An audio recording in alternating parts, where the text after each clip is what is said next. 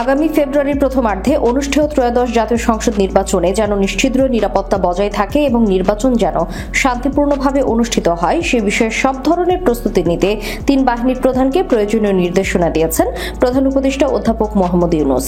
আজ শনিবার সন্ধ্যা 7টায় সেনাবাহিনী প্রধান জেনারেল ওয়াকারুজ্জামান, নৌবাহিনী প্রধান অ্যাডমিরাল মোহাম্মদ নাজমুল হাসান, বিমান বাহিনীর প্রধান air chief marshal Hasan Mahmud Khan রাষ্ট্রীয় অতিথি ভবন যমুনায় প্রধান উপদেষ্টার সঙ্গে সাক্ষাৎ করেন। এই সময় এই নির্দেশনা দেন প্রধান উপদেষ্টা। প্রেস উইং থেকে পাঠানো বিবৃতিতে এসব তথ্য জানানো হয়েছে। বৈঠকে জাতীয় নিরাপত্তার পাশাপাশি দেশের আইন শৃঙ্খলা রক্ষায় সামরিক বাহিনীর সদস্যদের কঠোর পরিশ্রমের জন্য সাধুবাদ জানান প্রধান উপদেষ্টা। আসন্ন নির্বাচন যেন নিশ্ছিদ্র নিরাপত্তার চাদরে ঢাকা পড়ে সেই জন্য তিন বাহিনীকে প্রয়োজনীয় নির্দেশনা দেওয়া হয়েছে। প্রধান উপদেষ্টা বলেন, ফেব্রুয়ারির প্রথমার্ধে অনুষ্ঠেয় নির্বাচন অবাধ, সুষ্ঠু, নিরপেক্ষ, শান্তিপূর্ণ এবং উৎসব মুখর করতে অন্তর্বর্তীকালীন সরকার প্রতিশ্রুতিবদ্ধ।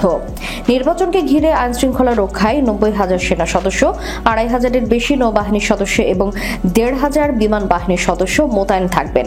প্রতিটি জেলায় এক কোম্পানির সেনা মোতায়েন থাকবে। আজকের বৈঠকে 21 নভেম্বর সশস্ত্র বাহিনী দিবসের আয়োজনে প্রধান উপদেষ্টাকে আমন্ত্রণ জানান তিন বাহিনীর প্রধান।